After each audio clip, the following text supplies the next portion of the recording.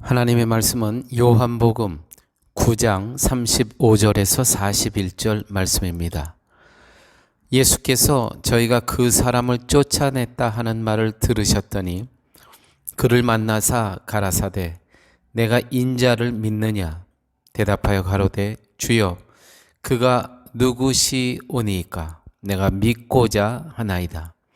예수께서 가라사대 내가 그를 보았거니와 지금 너와 말하는 자가 그이니라. 가로되 주여 내가 믿나이다 하고 절하는지라. 예수께서 가라사대 내가 심판하러 이 세상에 왔으니 보지 못하는 자들은 보게 하고 보는 자들은 소경되게 하려 함이라 하시니 바리새인 중에 예수와 함께 있던 자들이 이 말씀을 듣고 가로되 우리도 소경인가? 예수께서 가라사대 너희가 소경되었다면 죄가 없으려니와 본다고 하니 너희 죄가 그저 있느니라. 아멘.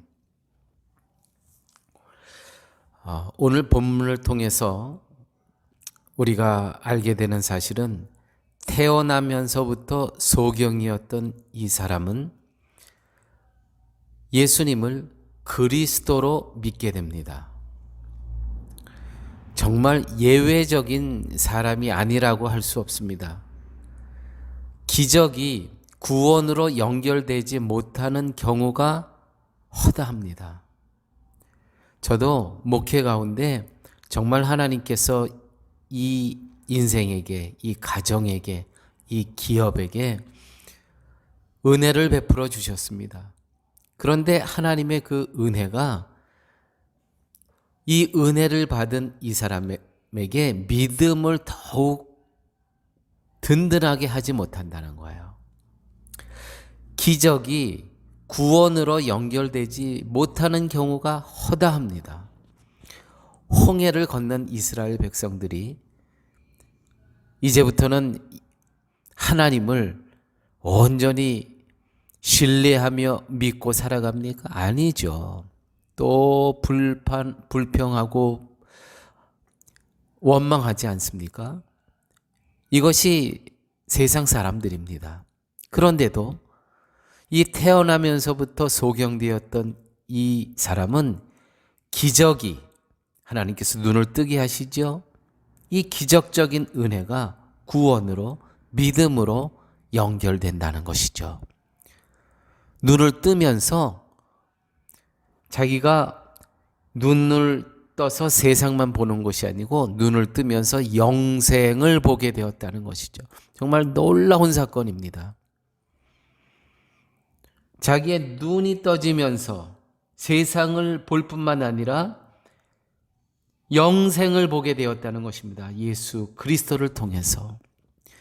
현대 교회가 가치 있게 여기는 것은 눈에 보이는 교회의 외적인 확장과 수적인 팽창입니다. 그러나 참된 교회는 확장과 팽창과 상관없이 그리스도를 통해 나의 죄인됨을 보게 하고 십자가의 보혈로 인해 나의 죄사함을 감사하며 그리스도께 나오는 지체들을 말하는 것입니다. 이것이 참된 교회입니다. 저는 우리 쉴만한 물가교회가 이와 같이 참된 교회가 되기를 원합니다. 이러한 사람들이 영적인 눈이 띄어져서 영생을 볼 수 있는 이러한 지체들이 모인 공동체 쉴만한 물가교회가 되기를 원합니다. 이들은 그리스도께서 이루실 영광의 날을 소망하면서 세상을 살아갑니다. 세상은 늘 참된 교회의 모습을 외면하고 조롱하고 무시합니다. 그리스도를 통해 영생을 보기보다는 외형의 만족을 얻습니다. 외형에서 만족을 얻습니다. 이런 풍조로 인해서 아무것도 없는 가운데서도 그리스도의 십자가로 감사하고 복음으로 기뻐하며 살아가는 참된 성도의 삶이 놀림을 받고요, 조롱받고요, 야유를 받게 된다는 것입니다. 이건 너무 당연한 것이죠.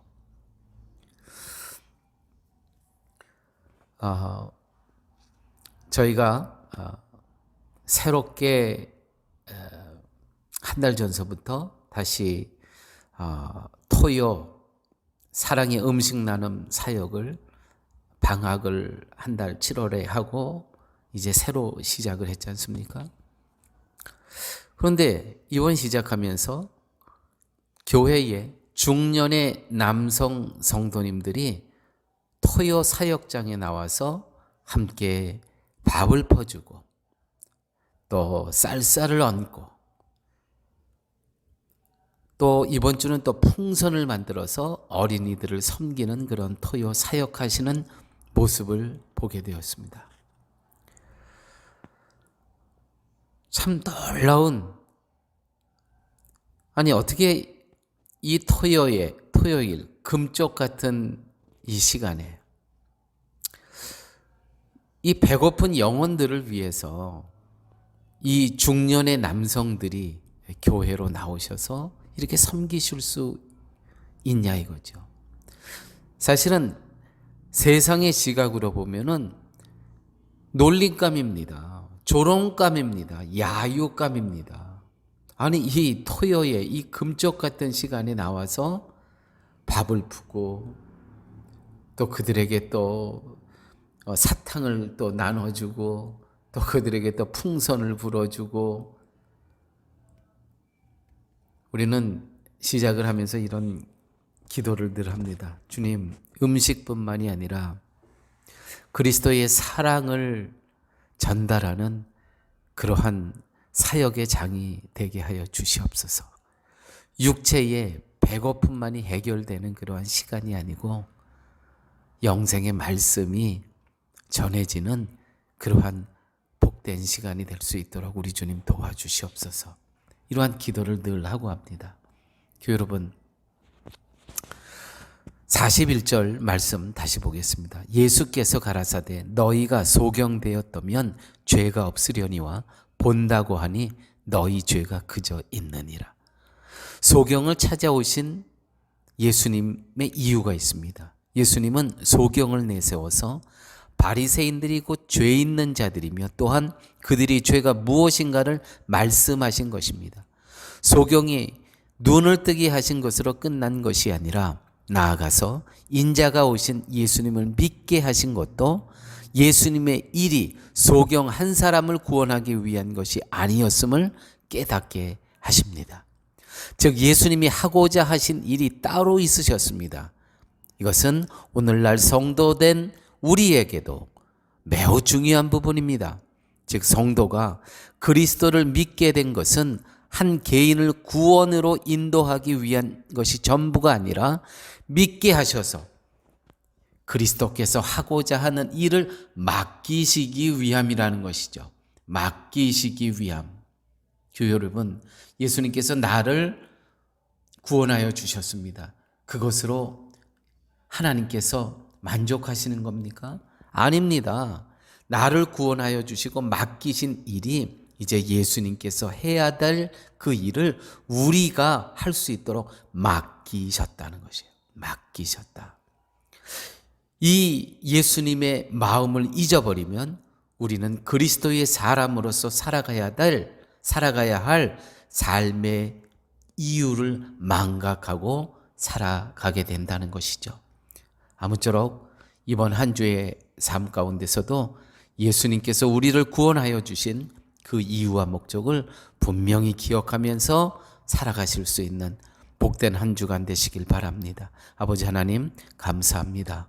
저희를 구원하여 주신 이유가 우리의 눈이 떠지는 이와 같은 이유가 나 한 사람을 위한 것이 아니고 내가 눈이 떠져서 내 곁에 아직도 눈이 떠지지 않는 영혼들을 돌아보게 하기 위한, 나를 통해 그들도 그 눈이 떠지기 위한 사실임을 알게 하여 주심을 감사합니다.